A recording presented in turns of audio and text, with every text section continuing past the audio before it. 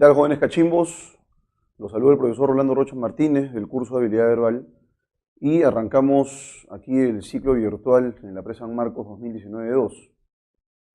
Entonces arrancamos en la primera semana, vamos a revisar la tipología textual de inmediato. La parte teórica la van a poder encontrar ustedes, la explicación en los videos, ¿no es cierto?, anteriores.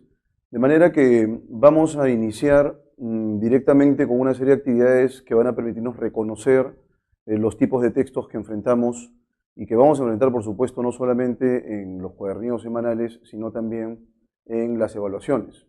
Así que vamos a tener mucho cuidado con ello.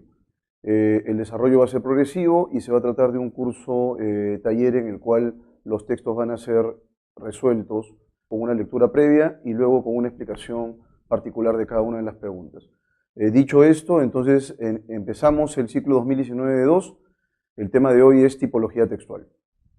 Muy bien, estimados cachimbos, entonces reconocemos que la habilidad verbal está vinculada con sustancialmente la comprensión de textos, ¿no? Si bien es cierto, antes existían una serie de componentes adicionales, la Universidad de San Marcos ha precisado solo la habilidad verbal como el elemento fundamental nuclear del curso. Y en ese sentido, lo que requerimos es que el alumno sea lector consistente, de pequeños fragmentos en este caso, pero que posteriormente esto se pueda ir afinando mucho más a fin de consolidar las estrategias lectoras que le sirvan al alumno también para efectos de su trabajo universitario. Entonces, aquí tenemos ya una pequeña presentación. Estas son las secuencias que vamos a seguir, que vamos a aplicar. Los textos vamos a razonarlos, vamos a discutirlos. Por supuesto que no tenemos que estar completamente de acuerdo con todas las preguntas y las claves. Probablemente también en el transcurso del desarrollo detectemos algunos pequeños errores, algunas pequeñas fisuras. De darse el caso, entonces, vamos a aclararlo en su momento. Entonces, la secuencia es esta. Primero la presentación de la habilidad. Se me ocurre que cada semana vamos a tener un tema distinto y vamos a desarrollarlo en consecuencia. Luego vamos a aplicar estos conceptos en ejercicios modelo. Vamos a tener actividades guiadas y resueltas también por los propios estudiantes. De hecho, que van a quedar algunos fragmentos para que sean resueltos por ustedes. Esto va a permitir que el alumno pueda aplicar lo que se ha visto semanalmente. Y finalmente la retroalimentación, ¿no?, que es fundamental. Como esto en realidad es un curso en el aula virtual en el que se precisa de tiempo para poder resolver los textos, la retroalimentación la podríamos hacer a través de las preguntas que ustedes filtran en las redes. Muy bien, y entonces iniciamos con la actividad número 1. Y entonces lo que tenemos aquí es la tipología textual DECO. ¿En qué sentido se denomina tipología textual DECO? Bueno, se denomina así por una razón. Es un modelo de destrezas y competencias. Al ser un modelo de destrezas y competencias, lo que se requiere es que el alumno no memorice, ¿sí?, que el alumno no sea automático, no se automatice. Esa era la lógica de los exámenes anteriores. Sin embargo, lo que se requiere ahora, ¿no es cierto?, es que el alumno sea mucho más consistente, reflexivo, y que además de reflexivo, el alumno sea capaz de poder discutir los contenidos. No se requiere que el alumno memorice las lecturas. En realidad las lecturas van variando ciclo a ciclo, son textos nuevos, y lo que queremos, ¿no es cierto?, es en consecuencia, que el alumno consolide su destreza, sus competencias lectoras, a fin de que, además de la lectura y la resolución de esta, también pueda formar parte de su background, de sus competencias y su cultura general. Porque de hecho los textos, en muchos de los casos, desarrollan temas que son complejos y que son interesantes. Dicho esto, entonces, vamos con el primer tipo de texto, que es el texto mixto. Lo tenemos aquí. Este texto se caracteriza por abordar el abordaje de lecturas con imágenes, ¿no? Entonces, en ese sentido, lo que el alumno debe hacer es establecer la conexión razonable entre el texto y el hipertexto. El hipertexto está constituido por caricaturas, anuncios publicitarios, alguna imagen en particular, fotos, infografías, cuyo contenido complemente el contenido del texto continuo. Entonces lo primero es establecer la relación, establecer la conexión, y aplicar una serie de estrategias para poder resolver las preguntas de inferencia.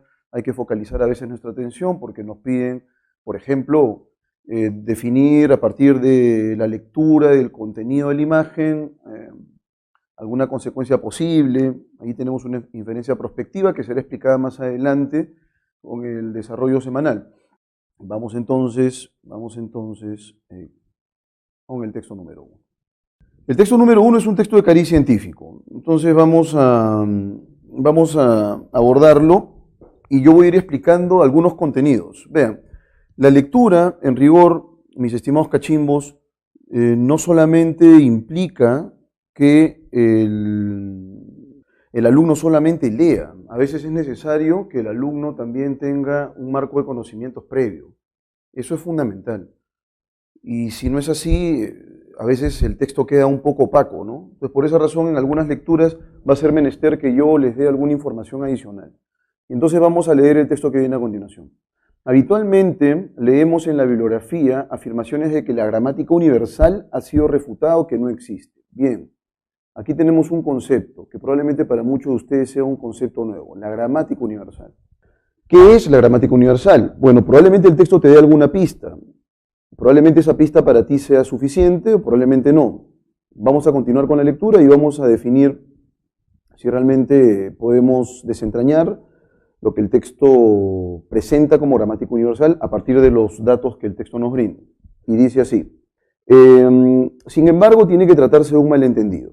¿Qué cosa es un malentendido, profesor? El hecho de que la gramática universal ha sido refutado, que no existe. El autor, al parecer, está en desacuerdo con ello. Negar la existencia de la gramática universal, nuevamente lo repite, el referente, gramática universal, esto es, ojo con esto, de un legado biológico subyacente a la capacidad para el lenguaje. Entonces, ya tenemos lo del legado biológico, ¿sí? Y es importante entonces considerar que la gramática universal la tenemos todos, porque todos desarrollamos lenguaje. Y además dice lo siguiente aquí luego: supondría sostener que es un milagro que los humanos posean lenguaje mientras que otros organismos no. Bueno, entonces la gramática universal es una especie de condición biológicamente definida que hace posible que podamos desarrollar lenguaje. Esa es la óptica, esa es la lógica, ¿sí? Además de evidenciar la capacidad de alcanzar un estado estable, a pesar de que a temprana edad se carece de evidencia acerca de las formaciones agramaticales en su lengua. No obstante, probablemente dichas afirmaciones no se refieren a la gramática universal. Ojo con ello.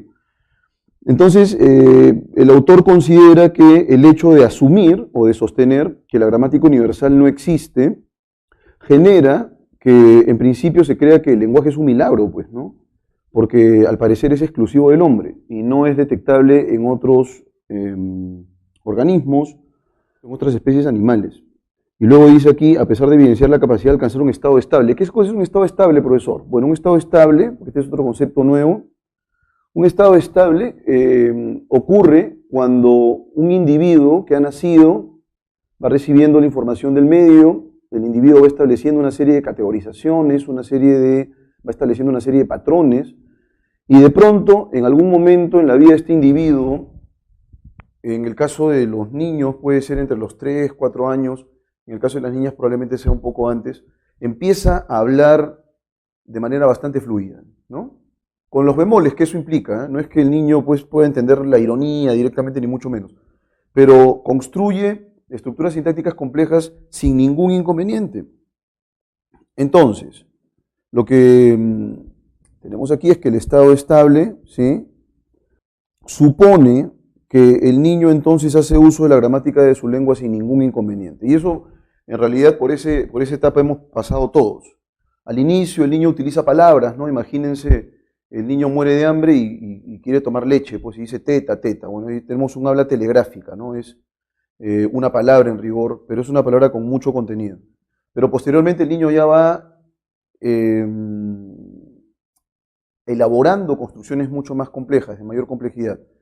Construcciones subordinadas, empieza a flexionar los verbos, etcétera, etcétera. A eso se le denomina estado estable entonces.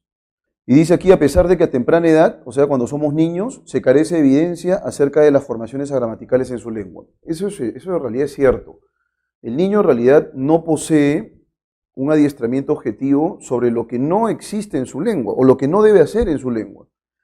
¿Cómo es eso, profesor? A eso se le llama evidencia negativa, ¿no? Nosotros cuando aprendemos una segunda lengua, siempre el profesor nos dice qué es lo que debemos hacer y no hacer en esa segunda lengua. En el aula de clases, si conjugamos mal el verbo, nos corrige, nos dice, no, no se conjuga así, se conjuga de esta manera, por tal razón. Sin embargo, el niño no recibe ese tipo de información. El niño no es adiestrado, no le enseñan cuáles son las reglas, por ejemplo, de construcción de subordinadas en su lengua, cómo utilizar el participio en su lengua, cómo utilizar el gerundio en su lengua.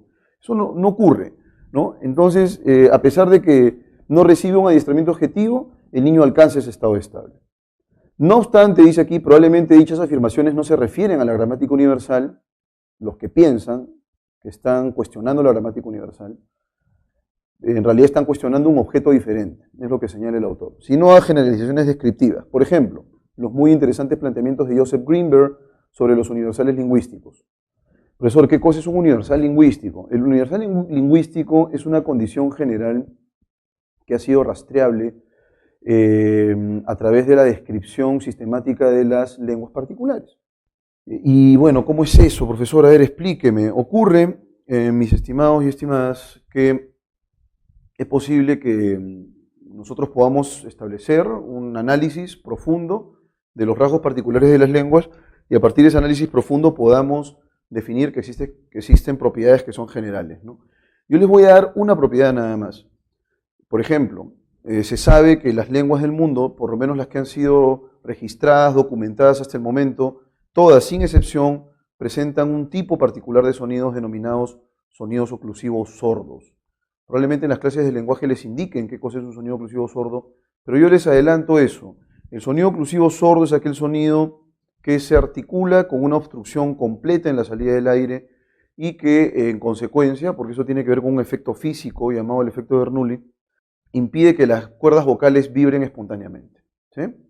Entonces, esa es una condición general, ese es un universal lingüístico. Profesor, ¿y eso tiene que ver con la gramática universal? No, porque ese universal lingüístico es definido a partir de los datos de epifenómenos particulares, es decir, de lenguas particulares.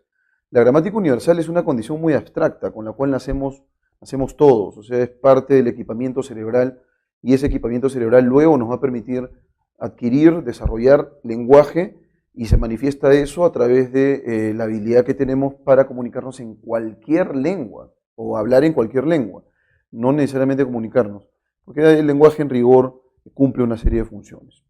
Entonces, el autor señala que quienes refutan la gramática universal más bien están refutando otro objeto que son los universales lingüísticos. Y luego dice aquí, por ejemplo, en una introducción a la nueva edición de Palabra y Objeto de Quine, Patricia Chorlton, en una mención irrelevante, escribe que los universales lingüísticos, durante mucho tiempo favoritos de los teóricos, sufrieron una severa derrota a medida que fueron desmentidos uno a uno por los datos en contrario de los lingüistas de campo. Bueno, entonces aquí se justifica, se valida lo que el autor está señalando. ¿Cómo es eso, profesor? Bueno, se justifica que en realidad lo que se está cuestionando no es la gramática universal, sino otro objeto, que son los universales lingüísticos, que son propiedades particulares de las lenguas que permiten establecer un marco de generalidad. Pero eso aparece sobre la base de la descripción de lenguas que están en lenguas vitales o lenguas que presentan hablantes y que es posible que se puedan describir. Presumiblemente interpreta esto como la confirmación de la opinión de Quine, según la cual la oportuna reflexión sobre el método y las pruebas deberían tender a reprimir mucha de la palabrería sobre los universales lingüísticos, refiriéndose, y eso es lo que les acabo de decir, a las generalizaciones acerca del lenguaje. En realidad, son los lingüistas de campo los que han descubierto y confirmado no solo las generalizaciones generalmente válidas y bastante importantes, sino también las invariables propiedades de la gramática universal. El término lingüistas de campo hace referencia a lingüistas preocupados por los datos, tanto si están trabajando en la selva del Amazonas como si lo hacen en sus despachos de Belén o New York. Una forma simple de ilustrar la forma en que la gramática universal opera se plantea a continuación. Entonces, él nos va a plantear más o menos cómo es que funciona esta gramática universal. Pero ya él va diciendo que las propiedades de la gramática universal son invariables. Ojo con eso, ¿eh? Eso quiere decir que todas las personas vamos a tener el mismo estado inicial, ¿no? El cerebro va a tener las mismas condiciones, salvo por supuesto, pero este es un adelanto ya que les doy a ustedes, salvo por supuesto que, digámoslo así, el individuo nazca con algún tipo de lesión cerebral, ¿no? Ese ya no es una condición general, pues es una condición extraordinaria. Y eso probablemente tenga algún inconveniente si acaso la lesión cerebral afecte alguna de las áreas que están interactuando para desarrollar nuestras habilidades lingüísticas. Vamos entonces con la imagen, porque se trata de un texto mixto. Y bien, tenemos ahí una pequeña tabla. Ahí tenemos la tabla 1, la relevancia de la gramática universal en el desarrollo lingüístico.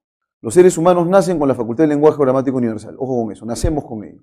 El estímulo lingüístico parcial e incompleto activa los módulos de la gramática universal. ¿Dónde están, profesor, esos módulos? Aquí lo dice, en la mente-cerebro del pequeño, del recién nacido. El niño percibió desde su nacimiento el estímulo de oraciones en una lengua particular. Y ahora hay que tener mucho cuidado con ello, ¿no? Uno dice, pero profesor, ¿acaso no dice que el niño recibe estímulo, entonces hay un factor externo, la enseñanza? No. Es como si te lanzaran al mar desnudo teniendo apenas meses. Te lo explico. Cuando uno aprende una segunda lengua, de manera artificial, en un centro de idiomas, va desde las estructuras más simples hasta las más complejas, ¿no? En un adiestramiento objetivo que es secuencial, que es progresivo. Sin embargo, a ninguno de nosotros nos han iniciado en el conocimiento del castellano a través del básico 1 en castellano, el básico 2 en castellano, ¿no? O sea, tus padres no se han puesto de acuerdo, oye, esa es una cosa, ya que nuestro hijo está pequeño, hablemos en básico 1 de castellano. Eso no ha pasado. Todos, a muy temprana edad, hemos empezado en el avanzado de español, ¿no? Nos han inmerso en el avanzado de español y eso es lo que ha ocurrido, ¿no? Entonces, eso no ha sido para nosotros un obstáculo, a pesar que nuestros padres y las personas que nos han rodeado han explicitado la lengua en avanzado, nosotros hemos hecho uso de la lengua particular. Y eso es lo que pasa al final, miren. El niño desarrolla la capacidad de hablar la lengua particular. Aquí estamos frente al estado estable. Este es el estado estable del que se habla en la lectura. Profesor, y esto de acá, este es el estado inicial, con el que todos nacemos. Y si todos nacemos con el estado inicial, entonces las características son invariables, como señala el autor. Bueno, espero que esta aclaración de la lectura, porque definitivamente es un texto bastante denso, es un texto técnico, es un texto científico, y es nada menos un texto que el texto de Noam Chomsky. Noam Chomsky, que es un lingüista reputadísimo, es un lingüista que ha revolucionado el escenario lingüístico en la segunda mitad del siglo XX, ha puesto, digamos, las indagaciones lingüísticas en el centro del debate y que tiene, pues, hipótesis muy sugerentes, ¿no? Entonces, en ese sentido es un texto que tiene cierta densidad conceptual y por esa razón me he permitido aclarar algunos conceptos. Espero que hayan sido claros, pero si acaso hay algún elemento en particular que no haya sido claro, no dudes por favor en preguntar. Vamos ahora sí con la resolución de preguntas en rigor. ¿Cuál es el tema central del texto? Bueno, ahora ustedes saben que el examen de admisión ha variado, ¿sí? Y entonces lo que tenemos que hacer ahora es abordar la pregunta y resolverla con base en 4 claves. Solamente son 4 las claves que vamos a abordar ahora. Y entonces, dicho esto, vamos a arrancar con la primera pregunta. ¿Cuál es el tema central del texto? La plausibilidad. Profesor, ¿qué es plausibilidad? La palabra plausibilidad, voy a colocarlo aquí, es cualidad de plausible. Profesor, ¿y qué es plausible? Aceptable, admisible. ¿Sí? Aceptable, admisible. Entonces, ¿qué es, profesor? Aceptabilidad, admisibilidad, si se me permite este neologismo. La plausibilidad de la gramática universal a pesar de los aparentes cuestionamientos. B, la gramática universal y las impugnaciones acerca de su existencia. Los acertos medulares del desarrollo lingüístico de los seres humanos. El rol del lingüista de campo en la detección y la explicación de la gramática universal. Entonces, ¿cuál sería la clave en rigor, mis estimados cachimbos? El autor en realidad se decanta por asumir que el concepto de gramática universal, y la gramática universal no solamente como una abstracción, sino como, digamos, un objeto rastreable en la vida humana, es aceptable, a pesar de que algunos cuestionan su existencia y creen que la han cuestionado sobre la base del cuestionamiento de otro objeto, que son los universales lingüísticos. Entonces, ¿cuál sería la clave correcta? La clave correcta es la alternativa A, la aceptabilidad de la gramática universal a pesar de los aparentes cuestionamientos. La palabra invariable, ¿qué implica? Invariable implica que todos nacemos con las mismas condiciones, ¿no? Y en ese sentido hace alusión al carácter homogéneo del estado inicial del lenguaje humano. Nacemos todos con las mismas condiciones, salvo que exista algún inconveniente. Ya les había dicho yo a ustedes, las lesiones cerebrales pueden ser apremiantes en el caso de personas que cumplen algún tipo de, o desarrollan algún tipo de afección, ¿no? Y que requieren terapia de lenguaje, qué sé yo. Algunas en realidad, las afasias, las dislexias, que están vinculadas con lesiones cerebrales, ¿no? Entonces, salvo eso, salvo esas condiciones excepcionales, efectivamente estamos frente a, digamos, un estado inicial que es homogéneo. Y así es como debemos entenderlo. Vamos ahora con la pregunta número 3. Arrancamos con la pregunta número 3 de inmediato. De acuerdo con el texto, determina el enunciado incompatible con el postulado de la gramática universal. ¿Sí? ¿Cuál es, digamos, ese enunciado? Tenemos que detectar aquí aquella información, estamos de acuerdo, que es contraria a lo desarrollado en el texto, ¿sí? Y aquí en realidad nos están dando una cuestión muchísimo más ceñida, ¿no? Es incompatible, dice, con el postulado de la gramática universal, o sea, con el concepto principal. Y si es con el concepto principal, mis estimados, ¿sí? Si es con el concepto principal, eso va a suponer algo interesante, ¿no?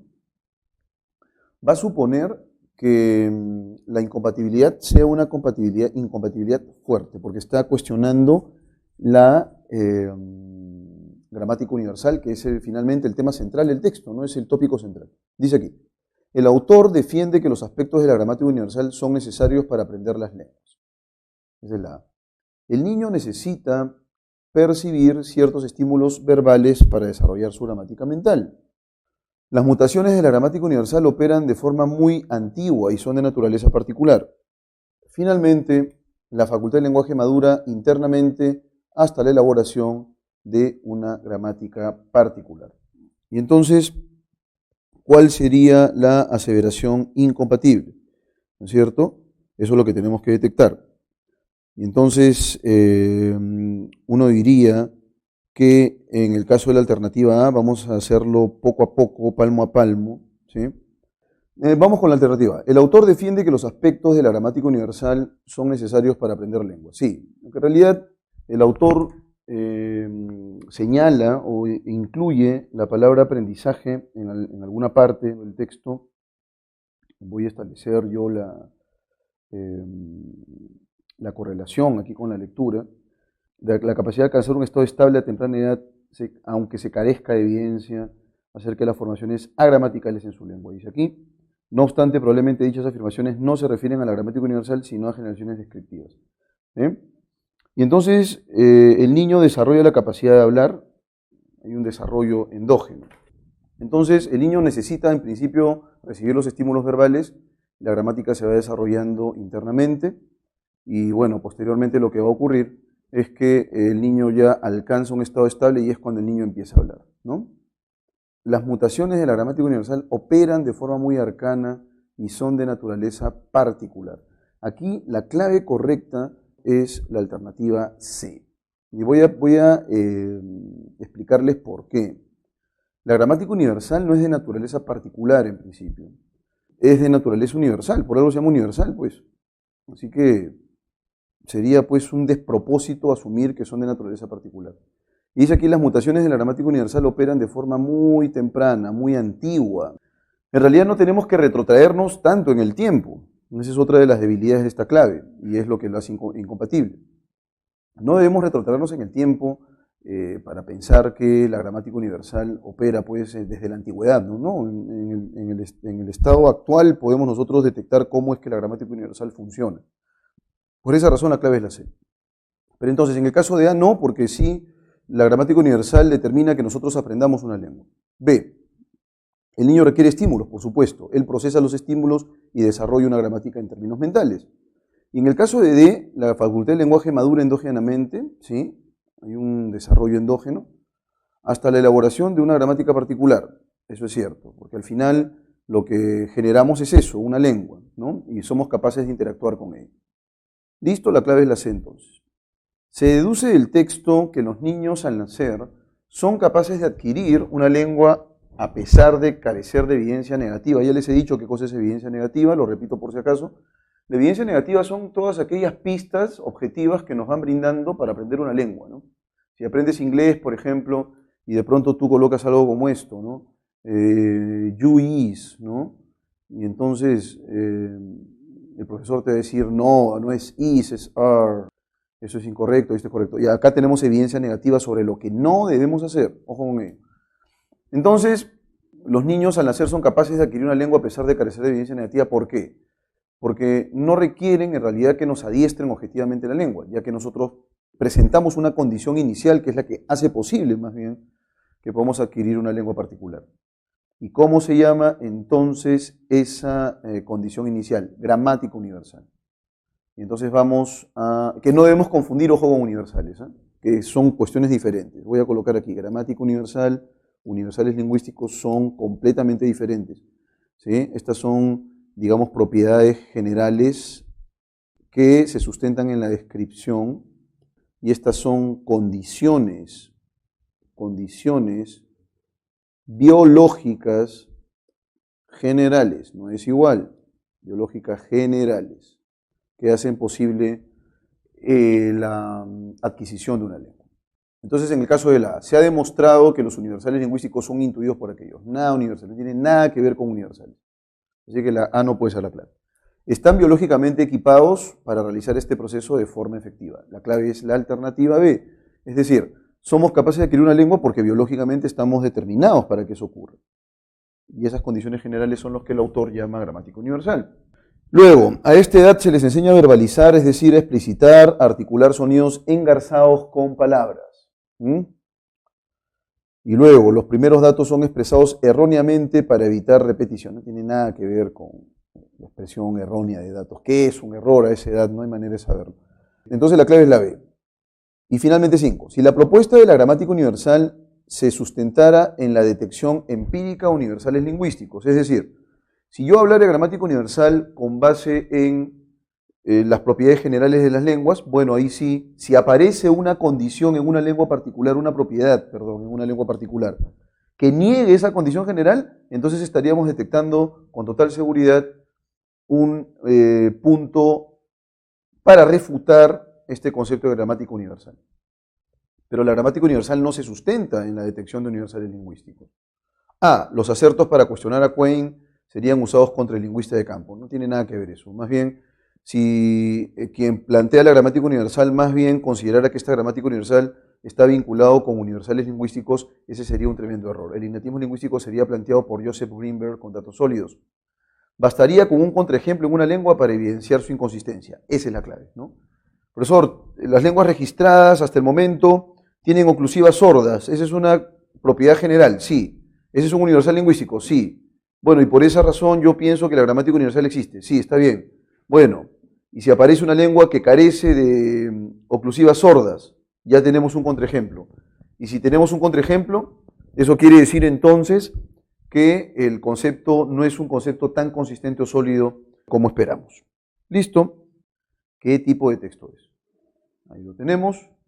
Es el texto dialéctico. Por eso, ¿por qué se llama dialéctico? El texto dialéctico en rigor es la configuración de una estructura textual discontinua, aunque eventualmente podría ser continua también. Profesor, por favor, establezca la diferencia entre ambos.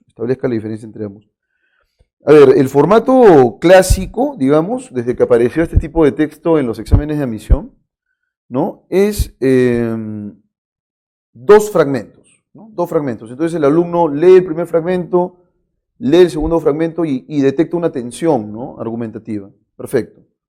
Y esa tensión argumentativa entonces va a suponer que seamos capaces de definir cuál es el nudo de la discusión, ¿no?, cuál es el núcleo de la discusión. Entonces eso es lo que tenemos que detectar en este momento, ¿no? Tenemos que detectar en rigor cuál es el núcleo de la discusión.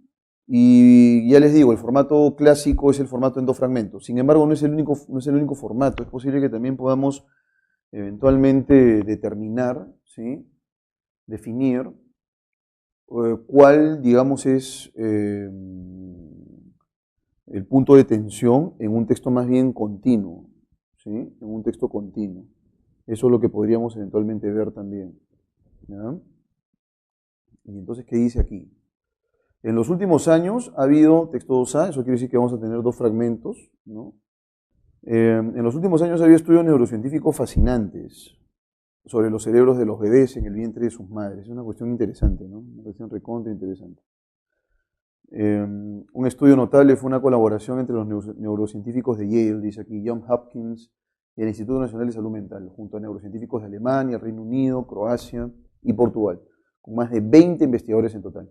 Estos investigadores observaron cómo los genes individuales se transcriben en el cerebro humano desde el periodo prenatal hasta la infancia, la niñez, la adolescencia y durante la edad adulta. Descubrieron que la mayor diferencia femenina-masculina en la transcripción de genes en el cerebro humano para muchos genes se encuentra en el periodo prenatal. Si la teoría de autoras como Judith Butler, profesora de literatura comparada no neurocientífica, fuera correcta, a saber, las diferencias de género en el cerebro y el comportamiento son principalmente una construcción social y no están programadas, entonces deberíamos ver cero diferencias entre el cerebro femenino y el cerebro masculino en el periodo prenatal, pero grandes diferencias entre adultos, que después de todo han tenido la desgracia de vivir toda su vida en un heteropatriarcado. Pero la realidad es todo lo contrario.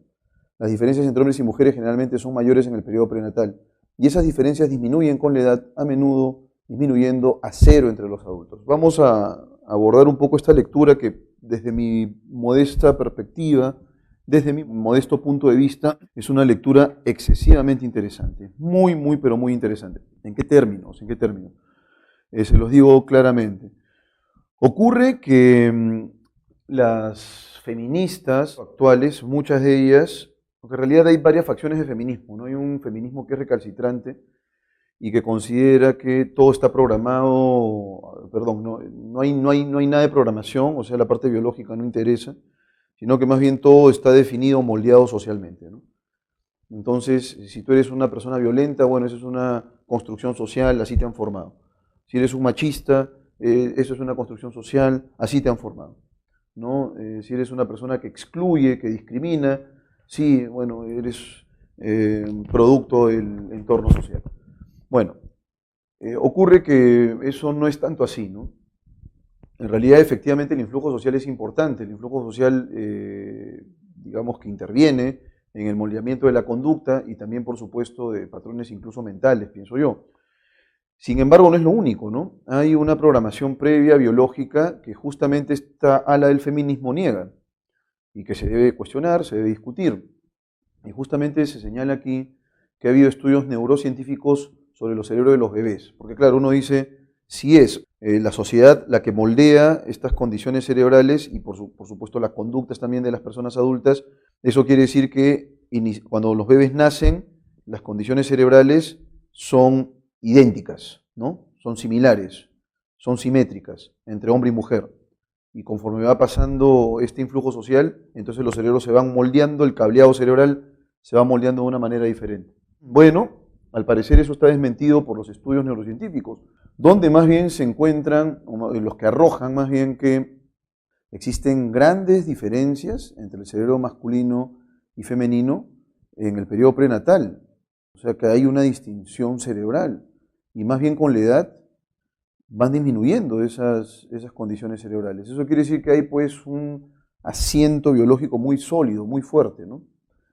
Lo cual no quiere decir, esta es una cuestión de la que habla Steven Pinker, eso no quiere decir en absoluto que si estamos programados biológicamente, entonces no se puede hacer nada por cambiar la conducta de un individuo, ¿no? Eso sería una falacia, pues. Sí se puede lograr, por supuesto, ¿no? A través de la educación, a través de la sensibilización, la formación en el hogar es muy importante. Y entonces ya tenemos aquí una primera propuesta, ¿no? Una primera posición. Y la posición, ¿no es cierto?, de este autor o autora, Sachs, no veo el nombre aquí, es que en rigor existe una diferencia, una asimetría entre el cerebro masculino y el cerebro femenino. Y que el influjo social no es que determine ninguna diferencia posterior. En los estados iniciales hay más bien, o se detecta más bien una asimetría. Se supone que el texto 2b más bien plantea todo lo contrario, ¿no? Aquí dice Massa, N.A., 2017. La ciencia confirma que el cerebro de hombres y mujeres es igual, ¿no? Para que un cerebro humano pudiera clasificarse como exclusivamente de hombre o de mujer, explica el trabajo de Daphna Joel, quien sostiene que no existe un cerebro de hombre y uno de mujer, debería haber un alto grado de dimorfismo y una gran consistencia interna en los rasgos definitorios. Pero la comparación entre la materia blanca, la materia gris y las conexiones cerebrales de 1.400 cerebros concluyó que las características de ambos sexos se solapan. Hay rasgos que están más presentes en uno u otro sexo, pero no hay una barrera nítida que separe los unos de los otros. En cuanto a la consistencia interna, algo que no se había analizado hasta que el grupo de Joel se puso a ello, el resultado fue solo que el 6% de los cerebros podían considerarse totalmente masculinos o totalmente femeninos. Lo que vimos es que ese tipo de cerebros son muy raros. La mayoría contiene un mosaico de características, algunas más comunes en mujeres en comparación con los hombres, algunas más comunes en hombres en comparación con mujeres, y algunas igual de comunes en mujeres y hombres. Recuerda Joel. Además, esas diferencias son solo un indicador estadístico de un grupo y no pueden ser atribuidas a un individuo concreto. Lo que significa que, en lo que respecta a la estructura del cerebro, hay tantas maneras de ser mujer como de ser hombre. Esta investigación valida la propuesta respecto de la sexualidad y la identidad de género como producto del influjo social. Esto es, se trata de construcciones sociales. ¿Listo?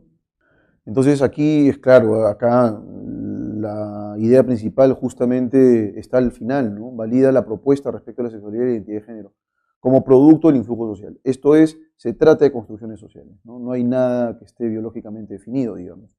En términos conductuales, en términos de la construcción de la sexualidad y la identidad de género. Muy bien. Bien, señores, entonces, arranquemos con la pregunta número 1.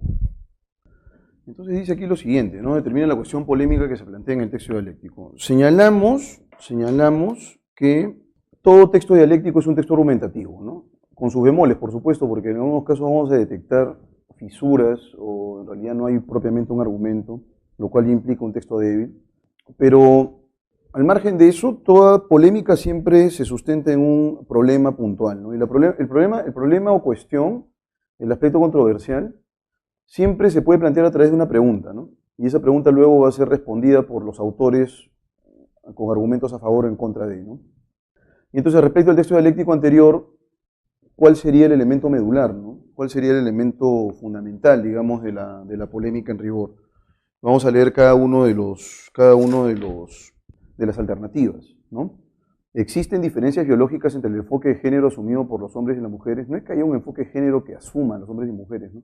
Estamos hablando de si este estado inicial es o no es homogéneo, ¿no? ¿Hay diferencias realmente cerebrales entre hombres y mujeres o no existen tales diferencias y todo está definido por el medio social, ¿no? El entorno social? ¿Es posible considerar diferencias cerebrales entre hombres y mujeres o todo está definido socialmente? Eso es lo que más, esa es la pregunta que más se aproxima, ¿no? ¿La asimetría cerebral entre los hombres y las mujeres está determinada por los enfoques machistas? Esa pregunta es medio tonta. ¿Y los hombres considerarían que su cerebro es menos complejo que el de sus pares femeninas? Bueno, hay que definir entonces cuál sería la clave correcta aquí, y la clave correcta, en mi opinión, es la alternativa B. Se puede considerar diferencias cerebrales entre hombres y mujeres o todo está definido socialmente. Bueno, 2. En el texto B, el verbo solapar connota la ocurrencia de rasgos cerebrales. ¿Qué cosa implica solapar? Implica que existen diferencias, pero que esas diferencias luego son tenues, ¿no? Se solapan. Entonces, en ese sentido, casi no hay manera de poder discriminar entre un cerebro u otro. Entonces, en tal sentido, la clave correcta es la D, que es indiscernible, es decir, que no se puede diferenciar, ¿sí? No se puede diferenciar, indiscernible. A eso se refiere con solapar, ¿no? Determina el enunciado incompatible respecto de la referencia Butler que hace L. Sachs. Sachs se muestra contrario a los enfoques que plantean un determinismo social para explicar las diferencias de género. Eso es compatible.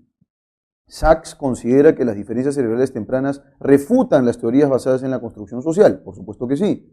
La especialista en literatura comparada sustenta sus principales afirmaciones en evidencia cerebral consistente. Eso es falso, ¿no? Cuando se refiere a Judith Butler, que es especialista en literatura comparada, no es neurocientífica, pero ella pues hace gala de estas elucubraciones interpretativas sin mayor sustento que básicamente es su interpretación, ¿no? Pero no hay ningún tipo de evidencia empírica que permita respaldar ello. Muy bien, y estamos frente entonces a la pregunta número 4. Se deduce del desarrollo textual que, a pesar de las discrepancias, existe una coincidencia entre ambos autores. ¿Respecto de qué, no? Esto es lo que tenemos que deducir. ¿Cuál es la coincidencia entre ambos autores? Los distingos entre el hombre y la mujer son muy marcados en la adultez. Algunos rasgos biológicos están mejor explicados en el caso de las mujeres. El influjo de la sociedad define diferencias cerebrales a muy temprana edad. Se puede probar que en ciertos planos existen diferencias cerebrales. Sí, a pesar de que el autor del texto B se muestra, digamos, favorable a considerar que todo es una construcción social, no descarta que existan diferencias cerebrales, ¿no? Aunque él considera que dado el porcentaje de cerebros que se han analizado, apenas un 6%, señala él, evidencia algo así como un cerebro masculino, un cerebro femenino. Entonces hay un punto coincidente, ¿no? El punto coincidente es D. Se puede probar que en ciertos planos existen diferencias cerebrales. Si se demostrara que la anatomía cerebral en el periodo prenatal cambia radicalmente con el transcurso del tiempo por la presión social, bueno, entonces Judith Butler estaría digamos, más próxima a una propuesta razonable, ¿no? Tendría cierta razón. Los genes estarían socialmente determinados durante la adultez. Sería razonable admitir que el género es una construcción social, eso es cierto. La sexualidad masculina debería construirse obligatoriamente.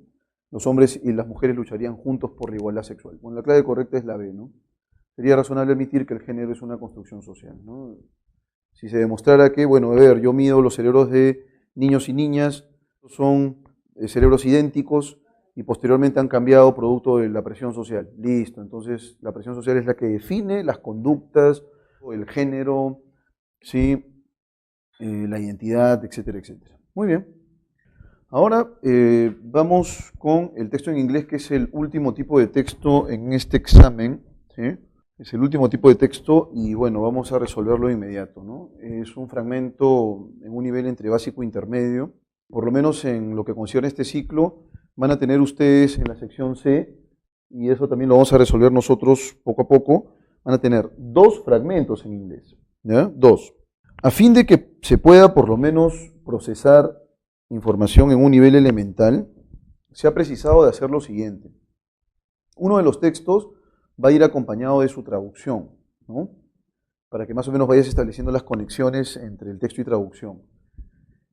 ¿Por qué razón? Porque en realidad, a partir de una prueba piloto que se ha realizado aquí en la PRE, se ha demostrado que si el alumno tiene la traducción del texto inmediatamente después, digamos, tiene un mejor tratamiento de las preguntas, se equivoca menos, ¿sí? Eso por un lado. Y por otro lado, el segundo texto en inglés, en las separatas, va a venir acompañado de un vocabulario. Entonces el alumno se va a introducir al texto a través del vocabulario a fin de que pueda recuperar la información, ¿no?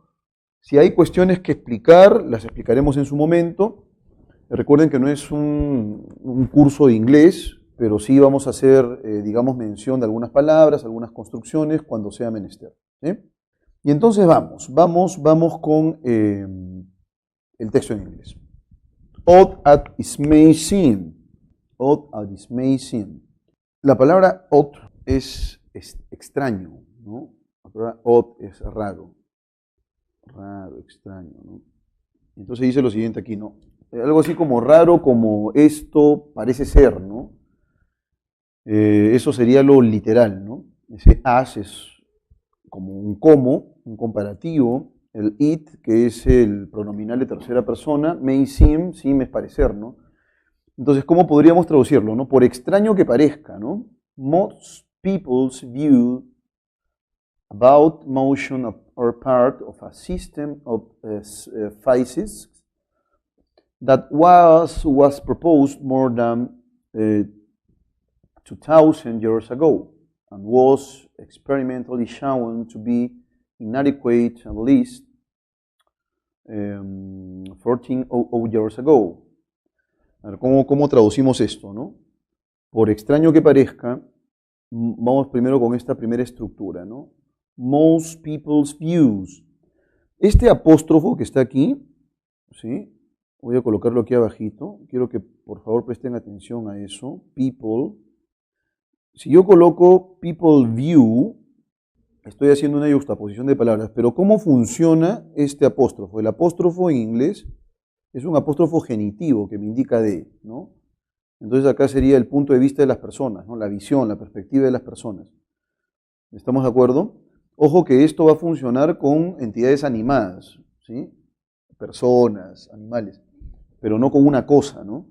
Entonces este genitivo lo van a utilizar ustedes en el caso de entidades animadas. Muchas de las perspectivas de las personas about motion, sobre el movimiento, eso es motion, son parte of a system on physics, de un sistema de la física, that was proposed, que fue propuesto more than 2000 years ago, hace más de 2000 años, ¿sí? And was experimentally shown to be inadequate.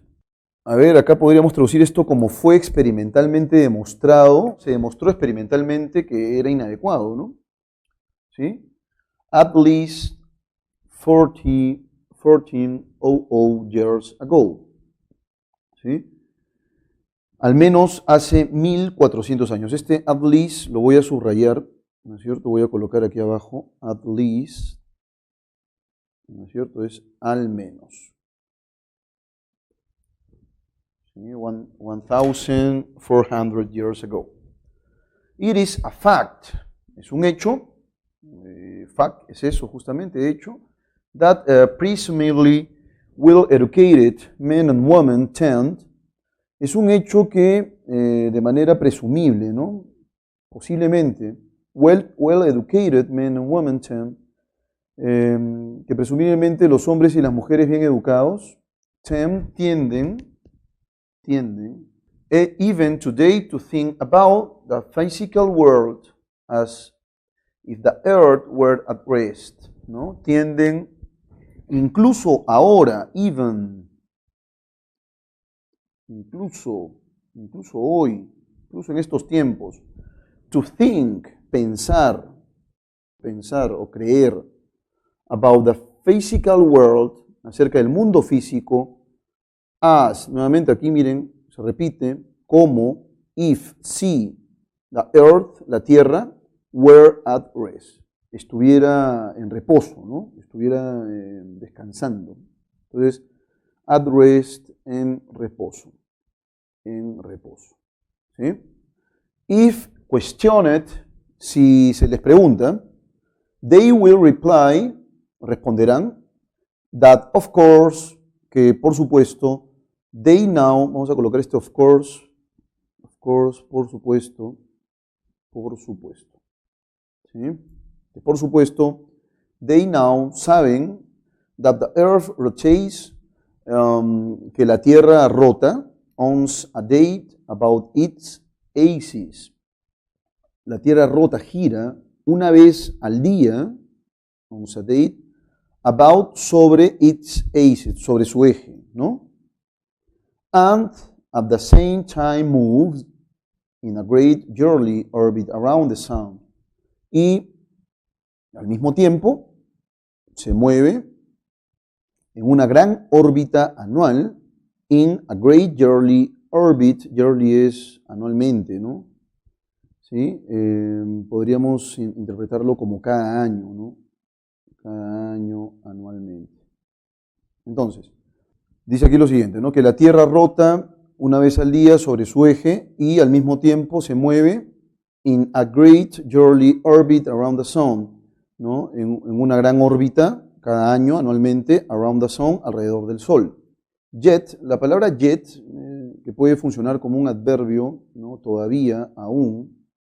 Ojo con eso, que puede también funcionar como una conjunción. y es una conjunción de carácter adversativo, o sea, puede ser sin embargo. ¿Sí? Y voy tomando nota de eso para que lo puedan considerar. Aún cuando se trata de explicar ciertos eventos físicos, ¿no? When it comes to explaining certain common physical events. Bueno, pero aquí el yet es sin embargo, ¿no? Es un adversativo más bien. Sin embargo, when it comes to explaining, cuando se trata de explicar certain common physical events, ciertos eventos físicos comunes, these same people, estas mismas personas, voy a colocar aquí el these, estas, same people, mismas personas, are not able to tell you, no son capaces, la palabra able, que es una palabra en realidad muy común, ¿no? Capaz, está capaz. No son capaces to tell you, de decirte, how it is that these everyday phenomena can happen. No son capaces de decirte cómo es que estos fenómenos diarios, cotidianos, can happen, pueden ocurrir. As we see they do, como vemos, on a moving earth, en una tierra en movimiento. Ya, profesor, ¿sobre qué trata la lectura? Es buena pregunta, ¿no? La lectura en rigor aborda el problema de el movimiento terrestre, ¿no? Porque claro, yo ahorita estoy sentado aquí frente a la computadora, frente a esta pizarra virtual, y yo siento que no me muevo, ¿no? O sea, la intuición me dice que estamos quietos. Sin embargo, por cultura general sabemos que hay movimiento, ¿no? Ese es el asunto. Y entonces, lo que requiere eso, ¿ya? Es superar las intuiciones y considerar que en efecto pues hay un conjunto de conocimientos que ya ha sido demostrado empíricamente y que hace posible definir que la Tierra no solamente gira sobre su propio eje, aun cuando nosotros no percibamos directamente el movimiento, sino que también gira alrededor del Sol. ¿Sí? Y vamos ahora con las preguntas. Preguntas cortitas se han planteado para este texto al menos, ¿no? As it is used, tal y como está usado, in the passage, en el pasaje, the word, la palabra ought, most normally means. La palabra ought, ¿no es cierto?, significa de manera más próxima que uneven. Profesor, ¿qué cosa es uneven? Desigual. Voy a colocarlo aquí. Unusual, inusual. Obvious, obvio. Ese es un, digamos, cognado. Y strange es extraño, ¿no? Bueno, la palabra odd al inicio dice, ¿no? Odd as it may seem, por extraño que parezca, ¿no? Las opiniones de la mayoría de personas sobre los movimientos son parte de un sistema de la física que se produce de más de 2000 años, ¿no? O sea que ya desde antiguo se sabía que la Tierra giraba sobre su propio eje, aun cuando nuestras intuiciones más bien nos dicen todo lo contrario, ¿no? Que estamos quietos. Entonces la palabra correcta sería strange, que es extraño. Mainly, principalmente, the passage focuses on. El pasaje se enfoca en, no se centra en. A misunderstanding. Profesor, ¿qué cosa es misunderstanding? Un malentendido, ¿no? Sería malentendido. Por favor, lo que les voy a rogar es que hagan su pequeño vocabulario también y que lo vayan repasando semanalmente, ¿no? A misunderstanding, un malentendido. A law of physics, una ley de la física, ¿sí? A single theory, una simple teoría. An experiment, un experimento. Entonces el pasaje se centra más bien en un malentendido, ¿no? Tenemos conocimiento que tiene bastantes años, pero aún así la intuición nos empuja a creer que la Tierra no se mueve, ¿no?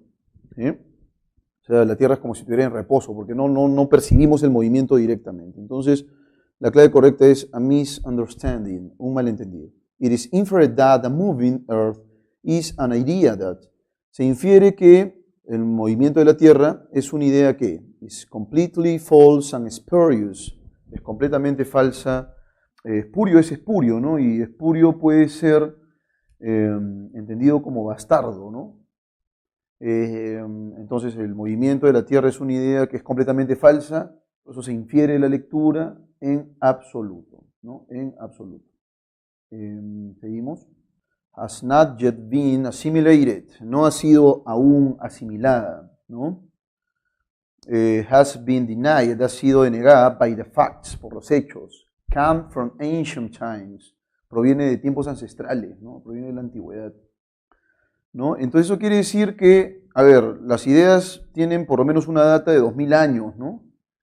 Y entonces las ideas más bien certeras, que están vinculadas con el avance de la física, sí, pues en realidad no son tan consistentes que digamos, y en consecuencia seguimos pensando que la Tierra está en reposo.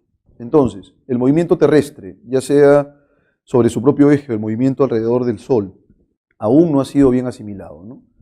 Entonces la clave correcta es la B. According to the passage, de acuerdo con el pasaje, if the earth were at rest, si la Tierra estuviera en reposo, ¿no? Would actually it move, ¿no? Actualmente se movería. Sí, realmente se movería, perdón, actually, realmente se movería. Si está en reposo, realmente se movería, eso es un sinsentido, ¿no? Science would be impossible, la ciencia sería imposible. Most people would be right, muchas personas estarían en lo cierto, ¿no? Tendría razón. Physics would be superfluous, la física, perdón, sería superficial. La clave correcta sería la C, ¿no? Las personas piensan que está en reposo, pues muchas de las personas, aun cuando la física dice todo lo contrario. Bueno, esa es la clave entonces en la pregunta número 5, alternativa C. Vamos a continuar con la resolución de las lecturas.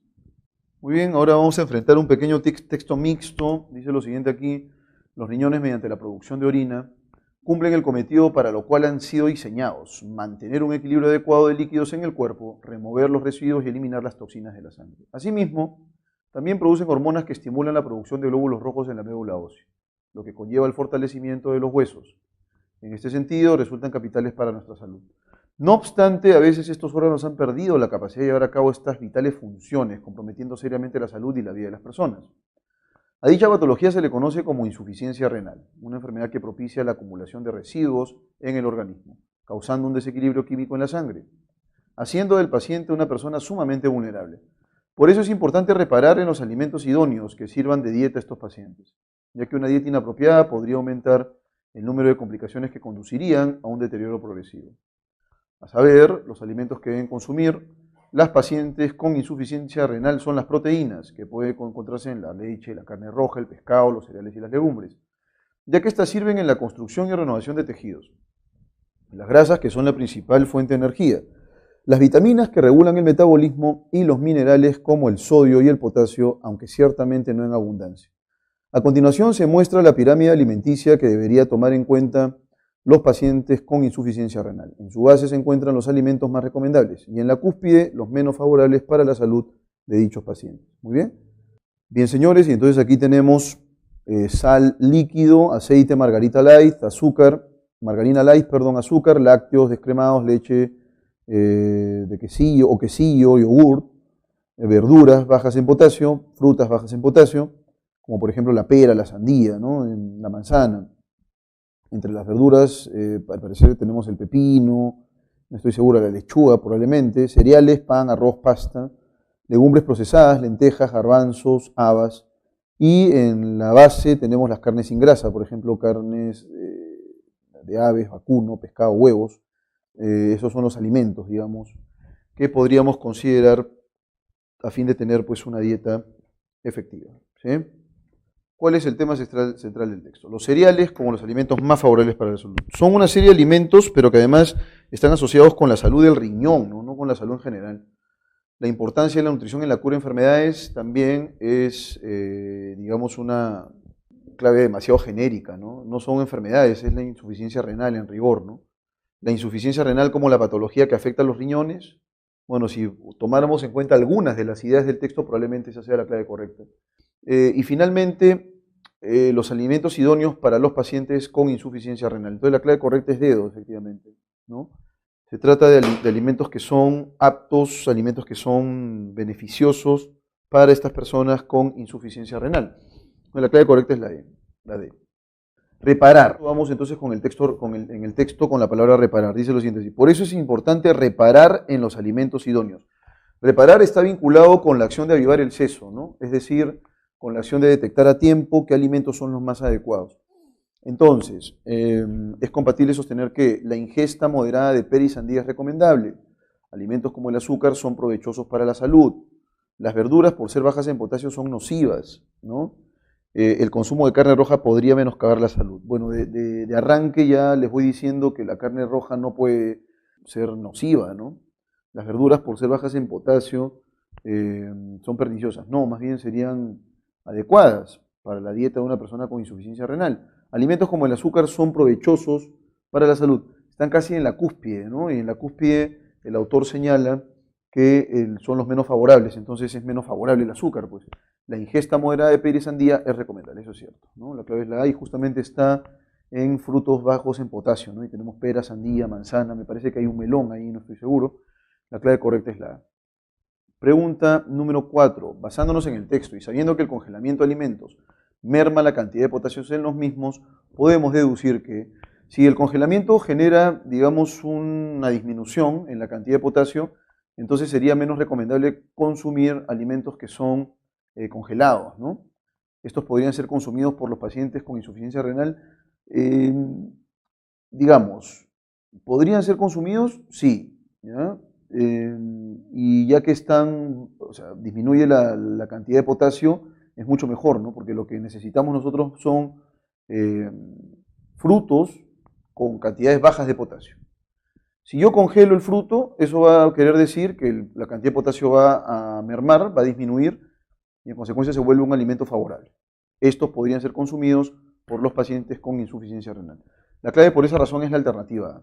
B, dichos alimentos deberían ser restringidos, no, porque las frutas bajas en potasio más bien son favorables, ¿no? Tal y como se señala en la pirámide. Los pacientes con insuficiencia renal deben eludir congelar los alimentos, no. En el caso de las frutas, sí sería necesario. En el caso de otros alimentos, no estoy seguro si acaso estos alimentos aumentan, por ejemplo, los indicadores o la cantidad de potasio, se tendría que más bien evitar eso, ¿no? Pero aquí se habla solamente de frutas, nada más en el encabezado. Para preservar frutas como el plátano deberíamos evitar refrigerarlo, no tiene nada que ver eso. Si un individuo padeciera de insuficiencia renal, debería evitar comer pescado y carne de res, más bien todo lo contrario, ¿no? Si el individuo padeciera de insuficiencia renal, debería comer más bien pescado y carne de res. ¿Perdería sentido realizarse la hemodiálisis? No, la hemodiálisis para personas con insuficiencia renal es necesaria, ¿no? Podría beber al día varias tazas de café, porque claro, ¿no? En el texto nos señalan que el líquido se puede beber, ¿no? Sería algo no tan recomendable. Sería bueno que consuma sodio en abundancia. Bueno, al parecer no hay ninguna clave, veo yo aquí. ¿Debería evitar comer pescado y carne de res? No. ¿Perdería sentido hacerse la hemodiálisis? Tampoco. ¿Podría beber varias tazas al día de café? No, porque aquí nos están diciendo más bien que el café no es tan recomendable, no está ahí arriba. Y luego sería bueno que consuma sodio en abundancia, en absoluto, ¿no? El sodio en abundancia podemos verlo en la sal, por ejemplo, eso sería un error, ¿no? Entonces, para que haya una clave, vamos a colocar aquí en la C, porque hay un error, no podría beber al día varias tazas de café. Y bueno, ahí tendríamos nosotros entonces la clave C, ¿sí? Bien, señores, ahora resolvamos el texto dialéctico, ¿no? Dice aquí lo siguiente, el texto A: aunque el proyecto minero Tía María ya recibió luz verde por parte del Ejecutivo, la pelota aún sigue en la cancha del gobierno por el diálogo pendiente y necesario con la población de las zonas aledañas, que está en contra de la ejecución de esta concesión. Pese a que los yacimientos de cobre de la zona son de todos los peruanos, como sentenció Julio Velarde, presidente del Banco Central de Reserva, quien priorizó la rentabilidad económica del proyecto, Tía María dejaría solo para la región Arequipa 600 millones de soles en pago de impuestos, 1.400 millones en inversión y 3.600 puestos de trabajo. Para ponerlo en contexto, solo en el 2018 Arequipa recibió por canon 199 millones, cifra que se vería duplicada por el aporte de canon que proyecta entregar Tía María cada año. 270 millones para graficar la dimensión de esta ingente suma de dinero. Esos 270 millones de soles superan al presupuesto anual de la Municipalidad de Miraflores, que este año recibió 213 millones. Pero eso llegará en unos años cuando la mina empiece a operar. Por ello es menester que el Estado garantice la operatividad del proyecto. Texto B. La propaganda que hace la Sociedad Nacional de Minería en la prensa peruana busca relacionar la extracción minera con el desarrollo nacional. Por ejemplo, nos hablan de los millones de inversión y cifras espectaculares que se obtendrían como ganancias. pero nadie valoriza los otros millones que se sacrifican debido a la contaminación del aire y del agua de las zonas aledañas. El proyecto Tía María de la Southern Peru Copper Corporation es un claro ejemplo de lo que puede ocasionar un proyecto minero que se vende engañosamente con la imagen del progreso. Porque sin duda alguna la minería de tajo abierto es la más peligrosa del mundo, ya que no solo contamina el aire con emanaciones de cianuro, óxido de nitrógeno, dióxido de azufre, atentando contra la vida de los pueblos aledaños, sino que también produce grandes desequilibrios hídricos al elevarse el nivel de sedimento de los ríos, afectando además las aguas freáticas con las lluvias que caen sobre los reactivos, aceites y sales minerales residuales de los procesos de tratamiento. De allí que impulsar dicho proyecto minero es como dar luz verde a un ecocidio con severos estragos en la salud y la economía de la población aledaña. Bueno, este va a ser una discusión siempre. Efectivamente la minería trae progreso, pero ¿cuál ha sido el costo hasta ahora de ese progreso, ¿no? De esos puestos de trabajo? En realidad una depredación medioambiental terrible y la cosa es complicada porque luego no se pueden revertir los efectos, ¿no? Entonces, si hubiera una buena negociación entre las empresas mineras y el Estado, a fin de que el impacto sea mínimo, otra sería la historia, pero aquí en realidad las grandes corporaciones se han visto beneficiadas, eso ha sido un hecho, y por supuesto muchos terrenos de cultivo, muchas personas que han luchado y siguen luchando hasta ahora para evitar que su entorno se vea afectado. Esa es una cuestión que hay que discutirla, ¿no? Hay que discutirla de manera sostenida porque al fin y al cabo esto es lo que nos va pues, a permitir sostener, digamos, una actividad minera, pero con una visión ecológica, ¿no? Eso podría ocurrir, si lo vemos desde el punto de vista empresarial, probablemente no, ¿no? Los empresarios son bastante fríos al respecto y solo explotan para obtener sendos dividendos. Y esta es una cuestión que se tiene que evitar, sobre todo en nuestro país, ¿no? Hay un conjunto de personas que no tienen los grandes recursos de las empresas y el problema es ese, ¿no? En el texto dialéctico se discute sobre el impacto ambiental de la actividad minera en el Perú, las formas de extracción de minerales más apropiadas, las implicancias de la operatividad de la mina Tía María, la inversión de la mina Tía María en la región Arequipa. Muy bien. ¿Cuál sería el punto de discusión? El impacto ambiental, las formas de extracción de minerales, las implicancias de la operatividad de la mina Tía María, la inversión de la mina Tía María en la región. No es la inversión, en realidad creo que las que más se aproximan son, y la forma de extracción tampoco no es lo que está en discusión. El impacto ambiental, eso se discute solo en B, ¿no? El texto A más bien pondera y respalda, sobre todo, la actividad minera en el Perú. Pero además, la clave A no puede ser clave porque nos hablan de la actividad minera en general y más bien el texto se enfoca en el caso de Tía María. Por esa razón la clave correcta sería la C. Las implicancias de la operatividad de la mina Tía María. Las implicancias son positivas para el texto A, el texto B son negativas, ¿no? La expresión luz verde empleada en el texto A implica ¿qué cosa? Si le dan luz verde es porque hay una aceptación, hay un permiso, ¿no? Entonces implica respaldo, pues. No se condice con el texto 2A afirmar que Arequipa viene recaudando 270 millones de soles por concepto de canon de la mina Tía María porque la mina aún no puede llevar a cabo la extracción de cobre. O sea, nos están pidiendo lo que es incompatible, ¿no? El dinero del canon va de forma directa del gobierno central. Dicho monto es presupuestado para los gobiernos locales. El precio del cobre en el mercado internacional es irregular.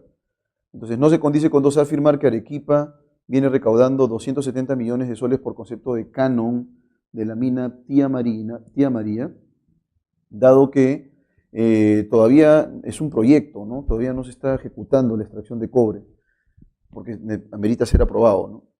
Entonces, mientras no se apruebe, no hay manera de que se pueda recaudar nada. Entonces, la clave correcta es la mina aún no puede llevar a cabo la extracción de cobre. ¿Seguimos? Se puede deducir del texto 2b que la propaganda de la Sociedad Nacional de Minería, que es lo que está discutiendo aquí el autor del texto 2b, ¿no? Una propaganda, dice, además validada por la prensa, que busca, digamos, impactar en la opinión pública respecto de las bondades de la minería, ¿no? Entonces, ¿cuál sería la clave en la pregunta número 4? Expresa el sentir de toda la población de la región Arequipa, ha generado disidencia en torno a las actividades primarias, ha sido financiada por la Southern Peru Copper Corporation, escribe una idea de desarrollo enmarcada en la economía, ¿no? Y claro, aquí nos hablan de que va a haber inversión, va a haber cifras espectaculares, va a haber millonadas, etcétera, etcétera. Y el autor del texto B justamente considera eso, ¿no? Dicen aquí, nos hablan de los millones de inversión y cifras espectaculares que se obtendrían como ganancias, pero nadie valoriza los otros millones que se sacrifican debido a la contaminación del aire y del agua en las zonas aledañas. Entonces, básicamente esta perspectiva es una propaganda de carácter pecuniario, económico, crematístico, y en consecuencia es lo que ocurre, ¿no? Esgrime una idea de desarrollo enmarcada en la economía, ¿no? Pero que no considera el impacto medioambiental. Si se demostrara fehacientemente que la minería a tajo abierto es una modalidad adecuada ecológicamente, ¿qué pasaría? ¿Qué pasaría si se demostrara de manera veraz que la minería a tajo abierto es una modalidad adecuada ecológicamente? La propaganda de la Sociedad Nacional de Minería podría ponerse en cuestión. La posición de Bedoya sufriría una fisura en su sustento. La extracción en la mina perdería su gran valor financiero. La minería en el Perú tendría que reducir su producción. La clave correcta es la alternativa B, dado que Bedoya es quien está en contra, ¿no es cierto?, de esta minería a tajo abierto porque dice que es completamente lesiva desde el punto de vista ecológico. Pero si se demostrara que más bien es una modalidad que se ajusta con los estándares ecológicos, entonces la posición de Bedoya no tendría ningún sustento, ¿no? Bueno, chicos, el texto clásico, el texto estándar que hemos resuelto siempre, toda la vida, ha sido el texto continuo, ¿no? Que eventualmente podría venir también. Es posible que eso pueda ocurrir. Entonces, dicho esto, vamos a abordar el texto continuo de inmediato. ¿Sí? Vamos a abordar el texto continuo de inmediato. Dice lo siguiente aquí.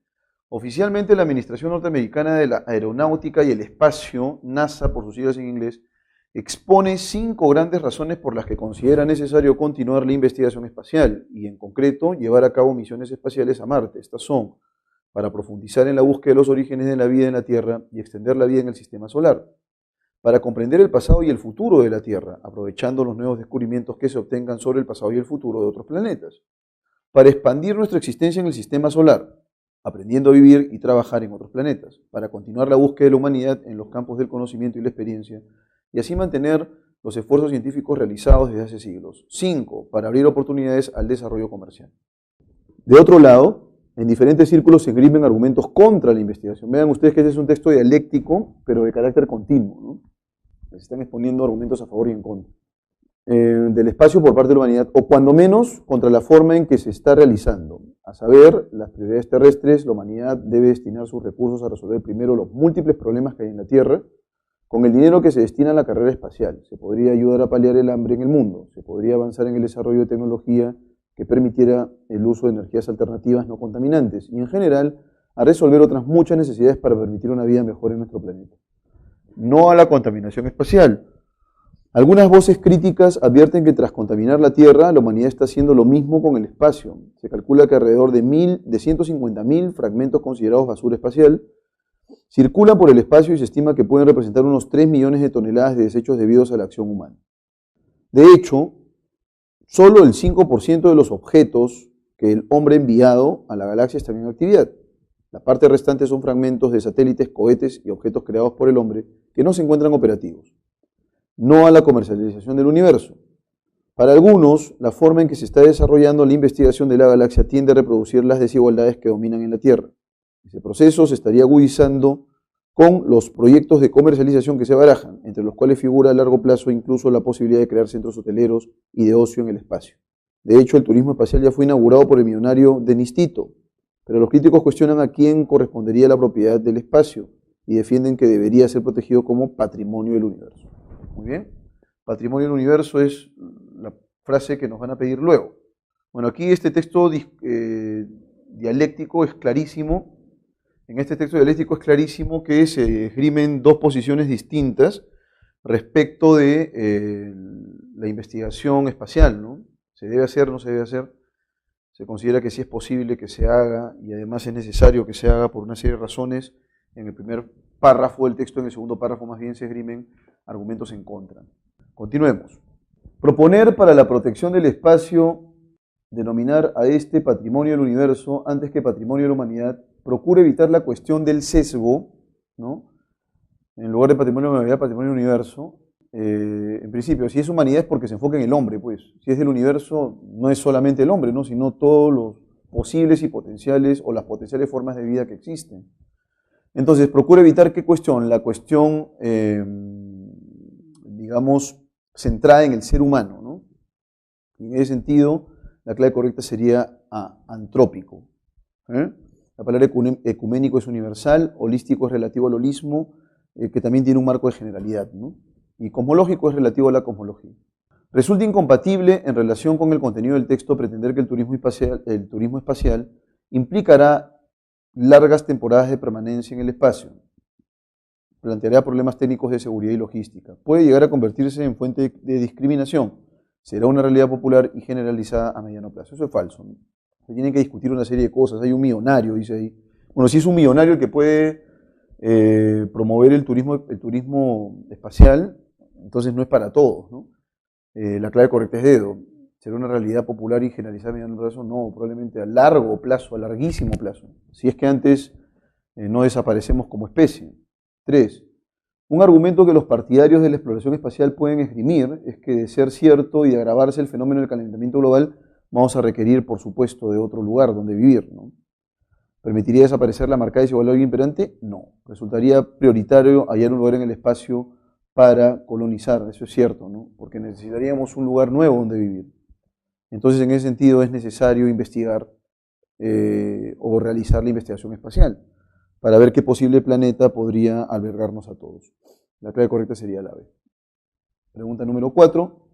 Resulta incompatible afirmar que entre los argumentos a favor de la exploración espacial, el que prima a todas luces es el de carácter, los que están a favor, ¿no? Científico, comercial, cognoscitivo, tecnológico. Aquí en el texto básicamente nos señalan, ¿no es cierto?, que hay una serie de variables que considerar. En principio, profundizar en la búsqueda de los orígenes de la vida en la Tierra. Ese es el prioritario. Comprender el pasado y futuro de la Tierra aprovechando los nuevos descubrimientos. Para expandir nuestra existencia en el sistema solar, aprendiendo a vivir y trabajar en otros planetas. Continuar la búsqueda de la humanidad. Y al último colocan abrir oportunidades al desarrollo comercial. Entonces, sería incompatible asumir que uno de los argumentos de peso es de carácter comercial. Porque este está de último. Vamos con la pregunta número 5. De los argumentos esgrimidos por los críticos de la exploración espacial, resalta la preocupación por la posibilidad de, alternativa A, contaminar lo que nos rodea con los grandes logros del hombre, transformar radicalmente la genética de la especie humana, un dominio integral de una ideología basada en el progreso, extender a otros mundos lo bueno y lo malo del hombre, ¿no? Los que cuestionan más bien la exploración espacial van a suponer que exactamente lo mismo que estamos haciendo en la Tierra vamos a hacer en otros planetas y que de hecho ya estamos haciendo en el espacio, ¿no? 150.000 toneladas de basura espacial creada por la mano humana, ¿no? Es el carácter antropogénico, ¿no? Entonces, la clave correcta en la pregunta número 5 sería la alternativa D. Resalta la preocupación por la posibilidad de extender a otros mundos lo bueno y lo malo del hombre, respecto a los que están en contra.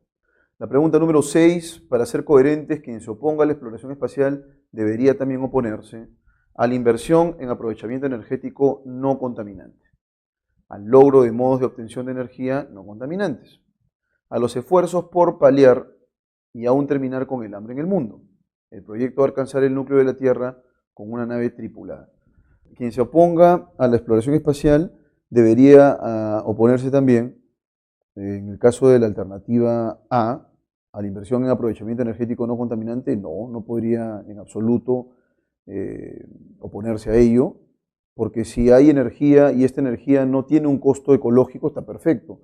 Al logro de modos de obtención de energía no contaminantes, igual eso es válido, ¿sí? A los esfuerzos por paliar y aún terminar con el hambre en el mundo. Muy bien, eso es perfectamente coherente también. Al proyecto de alcanzar el núcleo de la Tierra, no. Porque el núcleo de la Tierra es una cuestión interna, ¿no? Lo que se requiere es llevar la investigación hacia afuera, ¿no? También debería oponerse al proyecto de alcanzar el núcleo de la Tierra con una nave tripulada, ¿no? El núcleo de la Tierra es una cuestión que probablemente generaría, se me ocurre ahorita, un gasto, un derroche de dinero terrible, ¿no? O sea, imagínate llegar pues al centro de la Tierra, ¿no? A calcinarte ahí, una cosa de locos. No, la clave correcta es D. Un argumento razonable en contra de la exploración espacial, que no ha sido considerado en el texto, es el de la contaminación alienígena, de las injusticias terrestres, de las necesidades terrícolas, del chatarreo espacial. No es que la contaminación alienígena sea que los marcianos empiecen a contaminar, ¿eh? No tiene nada que ver con eso, ¿no? Pero sí la contaminación de espacios externos al nuestro, ¿no? Del espacio exterior, ¿no? Si nosotros vamos a un planeta diferente al planeta Tierra, probablemente las mismas costumbres las aplicaríamos y las llevaríamos a cabo allá, con lo cual el planeta también se contaminaría, ¿no? Pero la clave correcta es la A. Y finalmente, mis estimados cachimbos, según el texto, el 95% de los objetos enviados fuera de la Tierra desde mediados del siglo XX constituyen basura espacial. Lo que resulta falso es afirmar que dicha basura es resultado de la actividad humana y su irresistible curiosidad por el espacio. Está constituida por fragmentos de cohetes, satélites de manufactura humana. Se compone aproximadamente de 150.000 fragmentos de diversos tamaños. Se reduce equipos y aparatos completos que solo han dejado de funcionar. Claro, ¿no? O sea, llevas un satélite al espacio, de pronto se averió y queda ahí flotando, no lo vas a recoger, ¿no? Entonces, lo que resulta falso es afirmar que dicha basura. Nos piden lo que es falso. Entonces, no se trata solamente de objetos o aparatos no operativos, ¿no? Porque, claro, yo puedo dejar un satélite ahí, pero también lo que ha ocurrido es que muchos de estos satélites o dispositivos tecnológicos colisionan con otros objetos extraterrestres, y lo que ocurre es que hay un montón de fragmentos ahí que no son propiamente máquinas no operativas, ¿no? Entonces, 150.000 fragmentos de diversos tamaños, ¿estamos de acuerdo? Dice acá. ¿Se reduce equipos y aparatos completos que solo han dejado de funcionar? No, porque son fragmentos también. Entonces la clave correcta es D. Bien, y entonces para finalizar esta primera semana, mis estimados cachimbos, vamos a resolver el texto, el Passage 1, el texto número 1 en inglés, que viene con su traducción, ¿no? Dice lo siguiente aquí. Have you ever worried that at any moment you could be hit by a penny thrown from the roof of a nearby skyscraper? ¿No? Vamos a leer primero eso. Have you ever worried that? ¿No? ¿Alguna vez te ha preocupado que? ¿Sí? ¿Alguna vez te ha preocupado? ¿Tú has preocupado alguna vez que? Eso viene de worry, la palabra worry es preocupar. At any moment, en cualquier momento, you could be hit, que pueda ser golpeado, by a penny, por un centavo, thrown, arrojado.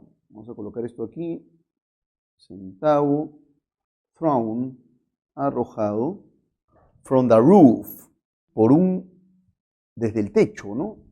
Desde, from here to eternity, de aquí a la eternidad, desde the roof, el techo, of a nearby skyscraper, de un rascacielos cercano. La palabra nearby, voy a colocarlo aquí abajo, esto que sea tu vocabulario, vas tomando nota, es próximo, cercano. Y la palabra skyscraper es rascacielos. You can rest easy. Puedes descansar tranquilo. To rest es descansar. Easy, que es fácil. Easy es fácil. Esa es la acepción que más conocemos de easy. Pero aquí se traduce como tranquilo. Puedes descansar tranquilo. At that point, at least. Al menos en este punto. Ya sabes qué cosa es at least, porque lo hemos visto hace un momento. Al menos. At that point, en este punto. En ese punto, perdón. In fact, de hecho, it is extremely difficult. Es extremadamente difícil to turn a penny into a lethal weapon. Es extremadamente difícil to turn, cambiar o volver a penny, un centavo, into a lethal weapon, en un arma letal, ¿no? Eso es weapon, arma letal, lethal weapon, perdón. Acá es arma, un arma letal. And throwing it at the top of the Empire State Building, y tirarlo de la cima, ¿no? And throwing, ya hemos visto la palabra throw, arrojarlo y arrojarlo, and throwing it, y arrojarlo, at the top, desde la cima of the Empire State Building, del edificio Empire State, will not get the job done, no lo hará. No, digamos, no será un trabajo hecho, ¿no? Even from that height, incluso desde esa altura, a penny is too small and flat. Un centavo es demasiado pequeño y plano. And mitigated by too much air, y mitigado, frenado por demasiado aire, to become a missile, como para convertirse en un misil. Instead, en cambio, este tipo de conectores tienen que aprenderlo sí o sí. En cambio, it would flutter to the ground like a leaf, ¿no? En cambio, revolotearía hacia el suelo como una hoja. Leaf, hoja. Flutter, revolotear. Revolotear, ¿sí? Y entonces, instead, en cambio, it would flutter, revolotearía to the ground, hacia el suelo, hacia el piso, like, como a leaf, una hoja.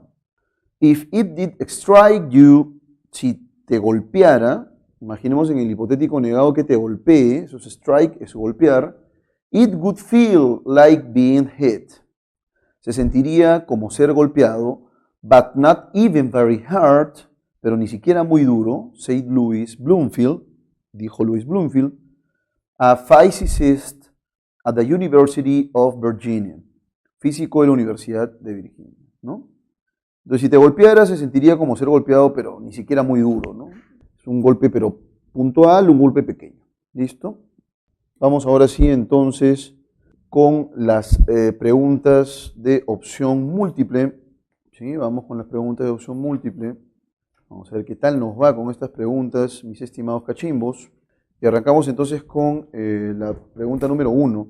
What is the central topic of the passage? ¿Cuál es el tema central, el tópico central del pasaje? Reasons, razones, to be careful, para ser cuidadoso, ¿no? Para tener cuidado, with pennies, con los centavos, falling, que caen, from the sky, desde el cielo. The consequences of throwing, las consecuencias de lanzar a penny, un centavo, from a skyscraper, desde un rascacielos. An investigation from University of Virginia about coins, ¿no? Una investigación de la Universidad de Virginia acerca de las monedas, ¿no? The minimum distance from a penny to be dangerous, la distancia mínima desde un centavo o de un centavo para ser peligroso. ¿Cuál sería aquí la alternativa correcta? Sería la alternativa B. ¿Qué pasaría si cae un centavo desde un rascacielos, ¿no? Entonces las consecuencias, no pasaría nada, pues va a haber una resistencia del aire, va a caer, casi no va a tener peso, ¿no? Entonces la consecuencia es de lanzar un centavo desde un rascacielos. The word jab, la palabra jab, is closest, is in meaning to, tiene el significado más próximo de obligation, obligación, work, trabajo, duty, deber, task, tarea. Vamos a colocar aquí obligación, trabajo, esta palabra es nueva, así que vamos a colocar aquí deber y finalmente task, que es tarea. Entonces me voy a permitir centrarme en la lectura en rigor, ¿sí? Nos centramos en la lectura y luego continuamos. Dice lo siguiente aquí, si se me permite, vamos a buscar la palabra jab, dice lo siguiente aquí, and throwing it at the top of the Empire State Building will not get the job, ¿no? Digamos que no se realizará, ¿no? ¿Es un trabajo? No, más bien es una tarea, no una actividad. Entonces la clave correcta es dedo. It is inferred from the passage that the author of the text. Se infiere del pasaje que el autor del texto suffered from being hit by a penny in the past. Ha padecido de ser golpeado, being hit, por un centavo en el pasado. Thinks, piensa, that pennies flutter, que los centavos revolotean, like, como, leaves in the air, ¿no es cierto? Como hojas en el aire. C. Considered many factors like size and shape. Consideró muchos factores como el tamaño y la forma. Y finalmente, alternativa D, found, encontró which kind of objects could be harmful. Encontró que el tipo de objetos podrían ser dañinos, ¿no? En rigor, el autor considera en principio que los centavos son pequeños. O sea, y si son pequeños, pesan poco porque además son planos y en ese sentido no constituyen un peligro, ¿no? Entonces, el autor del texto considera muchos factores como el tamaño y la forma, ¿no?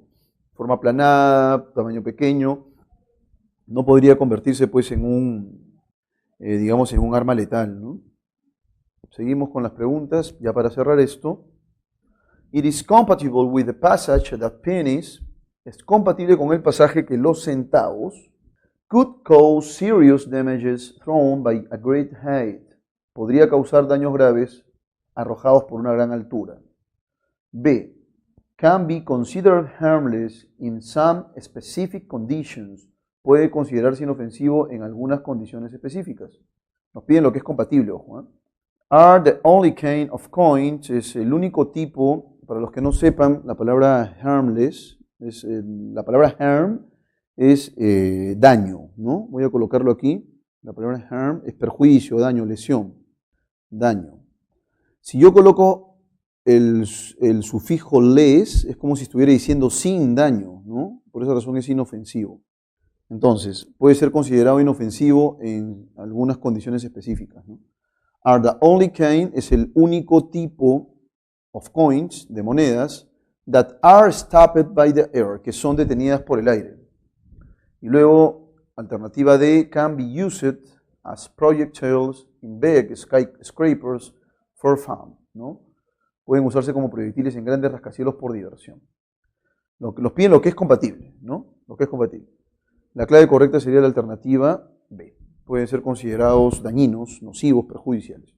5. If someone were hit by a coin dropped from the Eiffel Tower, ¿no? Si alguien, digamos, fuera golpeado por una moneda, were hit, fuera golpeado, by a coin, perdón, por una moneda, dropped, ¿sí? Lanzada from the Eiffel Tower, desde la Torre Eiffel, then, entonces, the height of a building would not be enough to kill someone. La altura, eso es height, me parece que lo hemos visto en el texto anterior, pero lo repito, por si acaso no haya colocado la palabra, la traducción. La altura de ese edificio, of that building, eso es, edificio es building, would not be, no sería enough, suficiente, ¿sí? To kill someone, para matar a alguien. Efectivamente la clave es la A, ¿no? La altura no va a ser suficiente jamás, porque además es un pequeño centavo, ¿no? ¿Sí? The person impacted would die, ¿no? La persona impactada moriría if it was thrown from the top, ¿no? Si fuera arrojada desde la parte superior, la parte más alta, ¿no? That coin, esa moneda, would need to be faster, necesitaría ser más rápida, eso es faster, ¿sí? Fast es rápido, ¿no? Recuerden el fast food, más rápido. To be dangerous for someone, para ser peligrosa para alguien. That building would be the best place to throw coins to people, ¿no es cierto? Ese edificio, the building would be, sería the best place to throw coins to people. El mejor lugar para lanzar monedas a la gente. Vamos con este good en las preguntas de extrapolación, jóvenes. En las preguntas de extrapolación van a encontrar en las claves esto, ¿ya?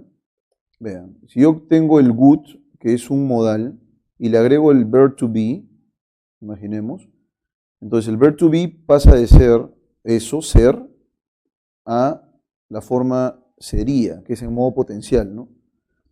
Y eso puede ocurrir con cualquier verbo, ¿no? Coloco good y en lugar de be coloco die, que es morir. Entonces se volvería moriría. Si se me ocurre ahorita, ¿no? Colocamos algo así como use, que es usar, usaría. ¿Estamos de acuerdo? Y ahora, algunas veces se pueden confundir un poco porque es posible que ese would, a ese would be o ese would die o would use se le coloque algún adverbio, ¿no? Entonces el adverbio no lo vas a esperar tú, voy a colocarlo aquí, no lo vas a esperar tú al inicio, como en castellano, ¿no? No sería, no moriría, no usaría, sino va a estar entre el modal y el verbo principal. Entonces voy a colocarlo otro color aquí, si se me permite. Entonces yo colocaría, por ejemplo, would not be, ¿no? No sería, would not die, no moriría, would not use, no usaría, pero siempre al medio, ¿no? Entonces acá puedo colocar cualquier adverbio, pero siempre va a estar en medio. ¿Estamos de acuerdo? Cualquier adverbio. Bien, señores, dicho esto entonces, cerramos la sesión de hoy. Hasta aquí nos vamos a quedar. Un gusto haberlos tenido y la próxima semana resolveremos entonces el tema de... me parece que vamos a entrar ya a los tipos de preguntas, ¿no? Las preguntas tipo DECO. Bien, señores, muchas gracias por la atención prestada. Cualquier pregunta, por favor, me la hacen saber. No olviden, hemos resuelto todos los textos, excepto el último, y este último tiene un vocabulario. Entonces va a ser un ejercicio interesante que ustedes a través de vocabulario puedan responder esas preguntas. ¿Eh? Muchas gracias.